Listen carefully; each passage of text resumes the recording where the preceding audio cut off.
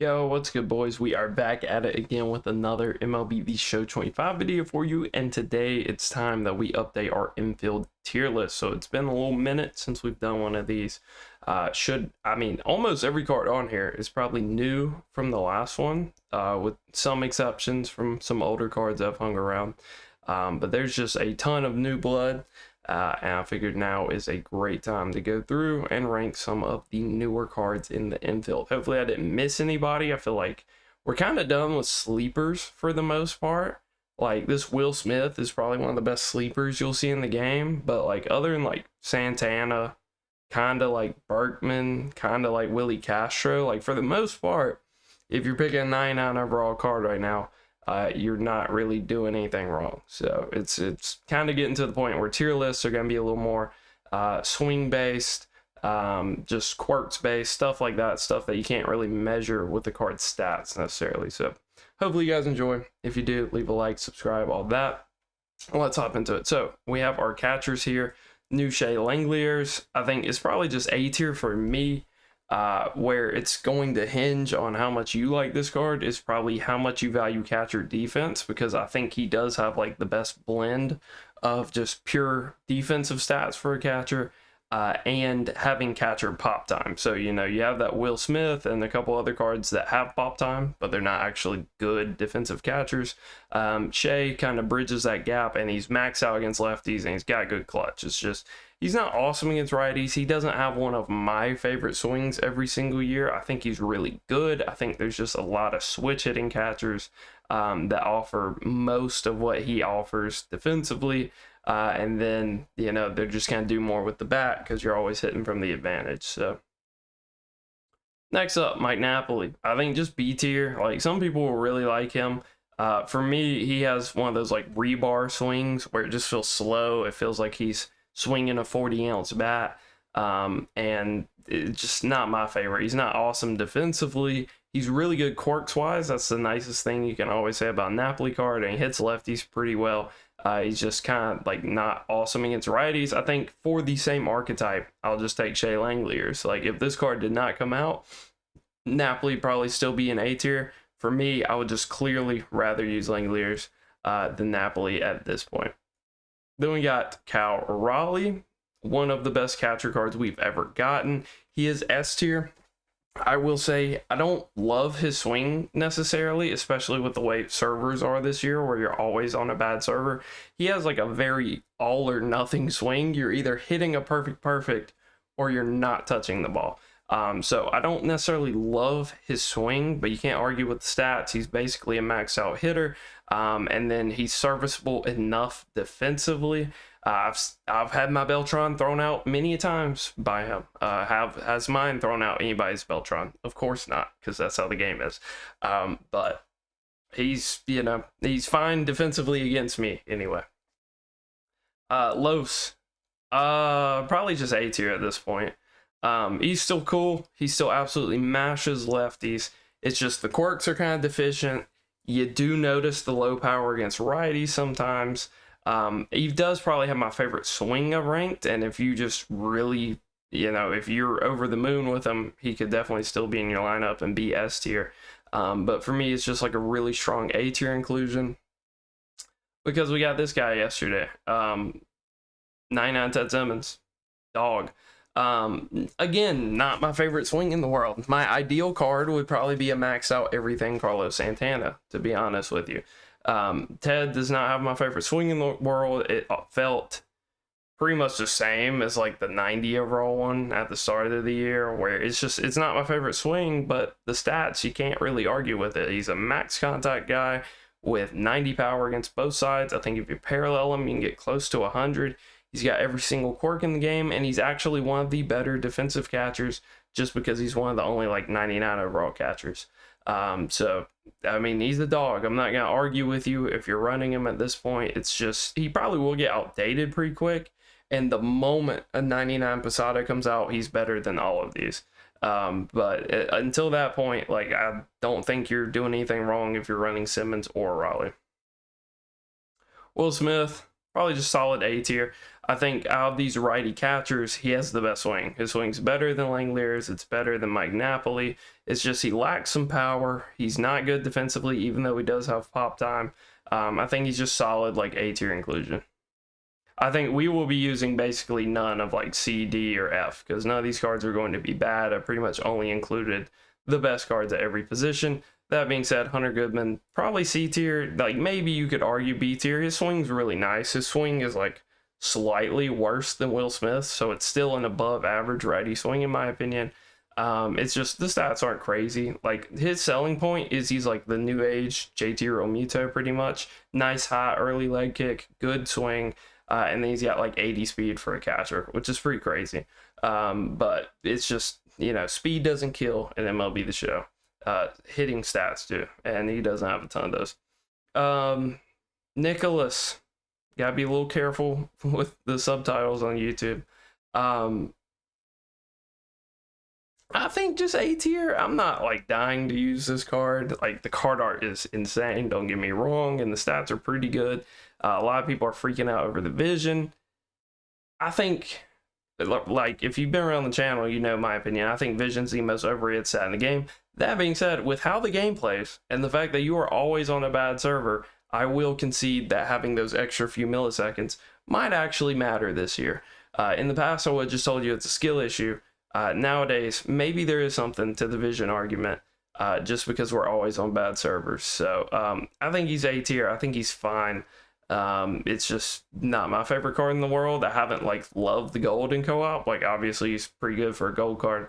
But you know, he's fine. He's all right. I just don't want to be running too many lefties either. Although we are kind of getting to a turning point where there is just more righty starters that are serviceable. So, you know, maybe you'll get some easy at-bats with them at some point. Bergman, A tier.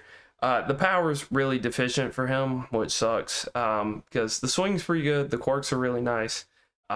He's fine. I probably still prefer him in right field.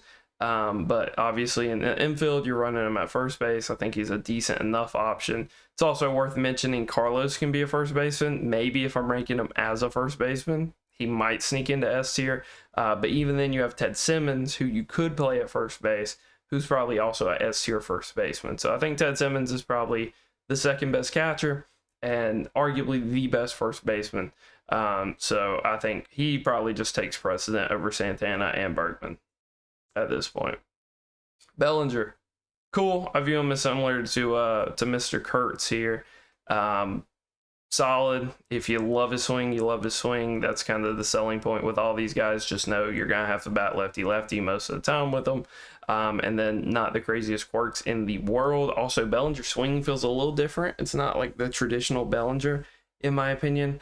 But I mean, just high contact, not crazy power guy. Kind of like, this is like what a 99 Freddie Freeman would look like pretty much.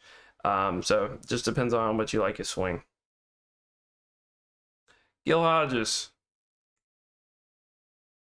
I think I'm going to put him A tier. I think Gil has finally taken a step back. If you used him all year and you're still batting 400 with him, cool. He's probably S tier for you. For me, he's a guy that I've pretty much struggled with for the whole year. And then, like, against lefties, he batted 400. Against righties, he batted like 240 for me. Like, he just can't touch a righty. So that's kind of been his niche. And I think there's a new guy that fills that niche even better, that just has a better swing. So Chase Utley. So we're moving on to second baseman here. Utley, probably just B tier at second base. I think I love his swing every year. It's just, I don't want to be running a lefty at second base. Like, if I'm going to run a lefty, it's going to be first base. It's going to be some outfield spots. It might even be DH where it's easy to just platoon them. It's not going to be second base. So I think I have to kind of ding him for that. I think his stats aren't the craziest thing in the world either. And I think he's just got really stiff competition at second base. New Rod Carew, I would probably rather run over Utley. Carew always has an insane swing and has some really good quirks, but I'll probably just put him next to Utley. I think you can't go wrong with either of them. I think they're both solid enough cards. You know, some people like Utley swing more because it's a little more smooth, but Carew always has like a super fast one. I would imagine Carew beats Utley on quirks. I'm not going to open another tab to check it. But when I did see Carew, he had pretty much every hitting quirk. So I view him as pretty similar, both behind Marte. Like, Marte is the GOAT. He's been that guy since he came out. Pretty much the whole year, he's been that guy. Like, the live series was insane. This one's insane. Just enough said. He's just him. Bobby Grich. Yeah, I'd probably still rather run him over Utley and Carew, because if you're using Grich, you really like his swing. Most of the time, he's going to be hitting from the advantage because everybody pitches lefties. And then if you've been using him, I'm sure he's a 99 with parallels, and he gets a gold shield at second base, to where his defense might not be terrible. Honestly, like, if you told me he plays better defense superfractored than Cattell does, I'd believe you, because this Cattell is absolutely abhorrent in the field. He is terrible. Trey Turner, I view as pretty similar. Probably just a step behind. I'll put him here because there's a lot of Trey Turner enthusiasts that love his swing. So, you know, if you want to use him over Bobby Grich just by reason of he has a better swing, even though he's got like, what, 20, 30 less power against righties. But most of the time you're hitting off lefties anyway, so it doesn't matter too much. Glaybot, B tier. Just really solid. The fact that he's hanging in here with some of these 99s kind of tells you the value of this card. Super good budget card. Maybe if you want to argue for him down to C, I could hear it, but even then, like, his swing is just, honestly, I think his swing is better than Bobby Grich. And I think with kind of how different Trey Turner's swing is this year, I wouldn't call you crazy if you said you like Gleyber's swing more. Scotty. All right, so we're on to third. Scott Rowland, I'm just going to put his B tier. I feel like he's been like A or B since he came out. Like, the day he came out, maybe he was S tier by default, but then we started to actually get decent third basemen, and I just could not want to run him less at this point. Just don't really see a reason to be running Rowland at this point, especially since righty pitchers are kind of coming back into prominence. You're just asking to get spammed with like inside outlier sinkers from Corbin Burns and stuff. Just doesn't sound like a fun time. J-Ram. For me, he's like A tier. For everybody else, I'm sure he'll be S tier. So I'll put him up here for you. Solid enough card. I've kind of been doing this backwards. Sometimes I'm dropping him at the back, and sometimes I'm doing the front. So try to stay consistent with that. He's definitely up there. Jose at third base, S tier. Just because of the bat. When he has played third, I've seen him be pretty good defensively, so I am kind of weighing that in. But I would keep him in right field. I think, you know, unless we get some crazy Mickey Mantle or Trout or something, he's going to be basically the best defensive right fielder. We got the new Acuna. I don't think, you know, reaction-wise, I don't know. So maybe that's why you would want to push him to third base, but even then, like, his stats are just better than that Acuna, so... I absolutely love him. He's been making web gems for me in right field since I started him out there. So he's an absolute stud. I can't imagine he's too much worse at third base. Dick Allen, S tier. But at third base, I don't know if I will go that far just because it is like kind of a stacked position. We've got J-Ram here. We've got Joey Bats. We've got Chipper, who I'll go ahead and spoil is S tier. So he's got a lot of competition at third base. Third base is a really strong spot. It was really weak for a while until like Scott Rowland came out. And now it's one of the strongest positions in the game. You got legit S tier guys coming out of your ears at third base. But for me, Dick Allen, I'd probably prefer at first base. I think he is just a direct upgrade to Gil Hodges. The only thing Hodges really has on him is quirks. Hodges has like every hitting quirk. Whereas Dick Allen, I think, only has dead red and then like situational hitter or something like that. So not the craziest quirks in the world, but his stats are just better. And I think his swing is just better. I think his swing is phenomenal. I'm a big fan of this Dick Allen card. I think he's an absolute stud. And then Chipper, S tier, swing, stats. The only thing I'll say about Chipper is he does get kind of scammed with the low power at points, but the quirks make up for it where you'll just hit a lot of like no touchy home runs, stuff like that, where it doesn't really matter too much. Junior, B tier. I just can't rank him that high as a third baseman just because the defense is terrible. Definitely would not run him at second base. So I think he's just a DH. I think the bat is legit like a top of A, S tier bat, somewhere around there. It's just the defense. So if you're, put him at DH, kind of negates the B tier rating. I'm sure somebody will not watch the video and be mad that I put him in B tier, but it's mainly just because of defense. All right, shortstop, our final position, one of the more sacked positions, similar to third base for a while there. Shortstop was pretty barren. Like, your best option was running live series Cattell at shortstop for a while. But now it is a jam-packed position with some absolute studs.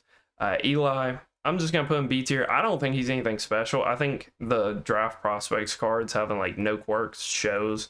I think he's fine. Like, the best thing I can say about Eli, don't really like his swing. Don't love the power numbers. I think he's a pure contact hitter against one side until you like superfractor him. So you got a lot of work to do there. The nicest thing I can say is he has a nice combo of speed and steal, to where he is almost a guaranteed stolen base, assuming you put some parallels on him. Next up, we got Lindor. I'm just gonna put him A tier. I just think they're stronger candidates. He's a similar card to like Bellinger, Carlos, Will Smith, Trey Turner, where like some people will like his swing so much that they will just not care about the attributes and they'll think he's S tier anyway. For me, I'm kind of weighing everything together, and I think there's just better options at shortstop that you could be running at this point, but I think he is still, A's a strong option at their position. I think he's still pretty strong. I think he's pretty much equal to Willie Castro, where Lindor probably slightly better quirks, Castro way better contact, way better clutch, slightly worse power. He's got better speed. He'll probably be a better defender because he's taller and has crazy arm strength. So they each have kind of their drawbacks, and that's why they're not S tier. Brooks Lee, B tier. I think this card not good at this point. There's number one, there's no way you're running him at shortstop. Like, he is just so bad defensively at shortstop. For me, I wouldn't even run him at second base because he lacks the speed to get to any gap hits. You're just gonna give up a lot of like bad swing hits with him. For me, you need him to either play third or to be a DH at this point, and I think even at third, like, I wouldn't rate him that highly. Ethan Holiday. Yeah, I'm not going to argue with it. I think probably just A tier. Here I go again, like putting him wherever I want. So we'll just keep putting him at the start. Ethan Holiday, I think A tier. It's just, do you want to use one of your lefty spots on him at probably third base? You probably don't want to run him at short. You can, but I'd probably veer away from it because there's so many other good shortstop options. There's a lot of good third base options too. So maybe DH for him is the best role. Has a really nice swing, and everybody that uses the card absolutely mashes with him. It's not for everybody, and you're gonna have to hit lefty a lot. So as long as you're acknowledging that, I think he's fine. I don't think he's S tier for sure.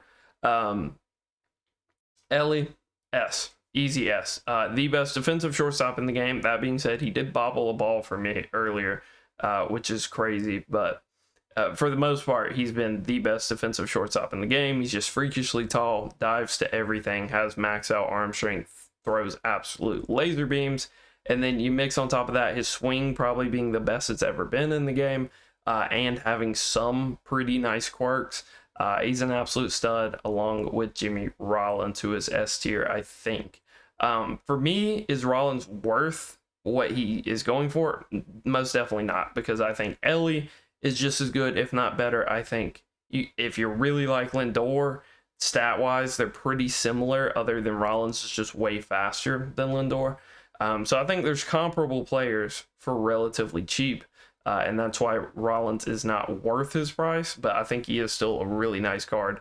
If you want to go get him, he's got a nice swing. He's usually got, I think he's got half of like the quirks. He's got like situational hitter and dead red. Doesn't have like all of them. Doesn't have like breaking ball or anything like that. Or it could be the other way. I'm not 100% sure. Usually I just check to see a card has one or the other. I don't remember exactly which one it is. But he's an absolute stud, and there's nothing wrong with him other than 300K price point. Probably a little high, especially because all these chase cards, with the exception of like Cattell, have been kind of catching a falling knife at a certain point. Like, you're getting into them for a lot, and then like one flash sale or one card comes out of their position that's competitive, and you just lose half your value overnight. So I'd probably just wait on Jimmy. He'll be really good, you know, a month from now if you really want to still have him on the squad, and he'll probably be a fourth of his price. So especially with the changes to BR. So hopefully you guys enjoyed. That is our positional infield tier list. I kind of went through and picked most of the stronger candidates. I think we're on 7 or 8. I'm just gonna call it 8. But hopefully you guys enjoyed. If you did, leave a like, subscribe, all that. Till next time, peace.